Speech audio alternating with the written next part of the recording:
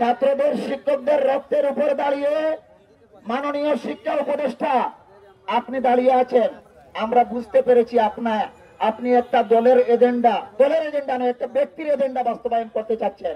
জনাব তারেক রহমান, আপনি দেখেন এই দেশের খেটে যাওয়া শিক্ষক কর্মচারীরা সারা বাংলাদেশের সমর্থন নিয়ে এখানে এসেছে।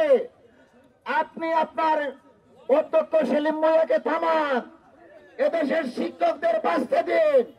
সম্মানিত শিক্ষক কর্মচারী ভাই ও বোনেরা, আমরা এমন একটা নেতৃত্ব পেয়েছি, আপনারা কি মনে করেন অধ্যক্ষ দেলোয়ার হোসেন আজিজিকে কিনতে পারবে, ম্যানেজ করতে পারবে, বই দেখে থামাই দিতে পারবে?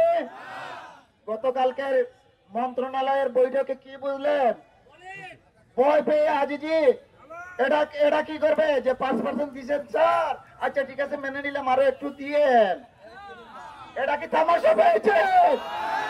সুতরাং অধ্যক্ষ দেলোয়ার হোসেন আজিজি সাহেবের নেতৃত্বে এই দেশের শিক্ষক সমাজ আগামী দিনে সোনার বাংলা গড়বে। আমরা তো চাই না 2024 সালের 2000-এর উপরে প্রাণ হরণের পরে, হত্যার পরে এই দেশে আবারও শিক্ষকদেরকে দমিয়ে রাখা হবে।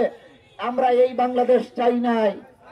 সুতরাং ছাত্রদের শিক্ষকদের রক্তের উপর দাঁড়িয়ে মাননীয় শিক্ষা উপদেষ্টা আপনি দাঁড়িয়ে আছেন। আমরা বুঝতে পেরেছি আপনি একটা দলের এজেন্ডা নয়, একটা ব্যক্তির এজেন্ডা বাস্তবায়ন করতে চাচ্ছেন। বিএনপিও চায় না শিক্ষকদের বিরুদ্ধে অবস্থান করুক, চায় না। একমাত্র একটা ব্যক্তি কি করেছে, এই সংগঠনটাকে ব্যান্ড করে রেখেছে, মিসগাইড করে রেখেছে। আমরা আশা করি খুব শিগগিরই বিএনপির সম্মানিত নেতৃবৃন্দ এই শিক্ষকদের সাথে একাত্মতা ঘোষণা করবেন। আর যদি এই জায়গায় বুঝতে ভুল হয়, তাহলে 100 লক্ষ শিক্ষক কর্মচারী এবং তাদের পরিবার যদি বিএনপিকে বয়কট করে, এই দোষ আমাদের উপর কেউ চাপিয়ে দিতে পারবেন না।